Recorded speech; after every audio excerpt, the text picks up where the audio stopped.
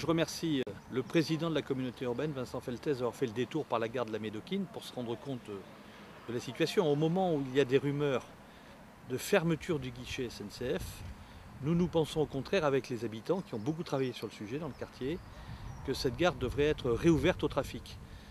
Elle présente beaucoup d'avantages et en particulier, il suffirait sur le pont du Haut-Brion de faire une descente ascenseur escalier mixte pour que ce soit relié au bus qui va de Gradignan et au CHU, c'est-à-dire à Pellegrin. Et nous aurions là un pôle intermodal. J'ajoute qu'un arrêt en gare de la Médokine pourrait soulager la ligne B du tramway qui, comme on le sait, est victime de son énorme succès, qui est la ligne des étudiants. Donc tous ceux qui viennent de la gare pourraient très vite rallier le campus. Donc je sais que le président Feltès a lancé une coordination, une coopération étroite entre la région qui est propriétaire des voies ici, enfin ou du moins qui est compétente sur le chemin de fer lourd, le département, nous-mêmes qui sommes intéressés par les transports collectifs départementaux, et puis la CUP qui est intéressée par des perspectives éventuellement de tram-train, en tout cas qui est chargée des transports urbains.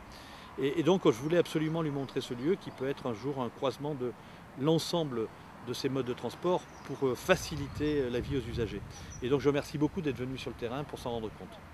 À mon tour de dire merci à Gilles pour cette invitation. En plus, le temps est superbe, puis ça me fait toujours plaisir d'être sur le terrain avec Gilles ou Stéphane Ambry qui est conseiller communautaire avec moi. C'est vrai que la gare de la Médokine est un lieu assez emblématique de la nouvelle démarche dans laquelle veulent être conseil régional, conseil général et communauté urbaine de Bordeaux.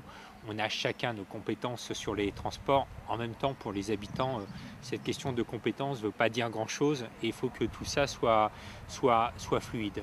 Et donc au niveau de la CUB, au-delà de la troisième phase du tramway qu'on a voté il y a quelques mois et qui est en train de se dérouler, on a pris deux initiatives fortes. Une première initiative, c'est de créer cette association qui s'appelle Mouvable, qui coordonne région, département, CUB sur la question du transport collectif. Et on a encore eu il y a quelques semaines une réunion au conseil régional et Gilles Savary était là comme représentant ou participant pour le conseil général. Et l'autre chose, c'est au-delà de cette troisième phase du tramway, on est en train de réfléchir sur un schéma des déplacements métropolitains et parmi les 4 nouveaux enjeux, il y a quelque chose d'assez naturel sur la rive gauche, qui est la voie ferrée de ceinture et avec un lieu assez emblématique qui est celui de la gare de la Médokine. Puis après, il y aura ce qu'on fera sur la rive droite avec le franchissement Jean-Jacques Bosse, qui est le pont Bacalan-Bastide.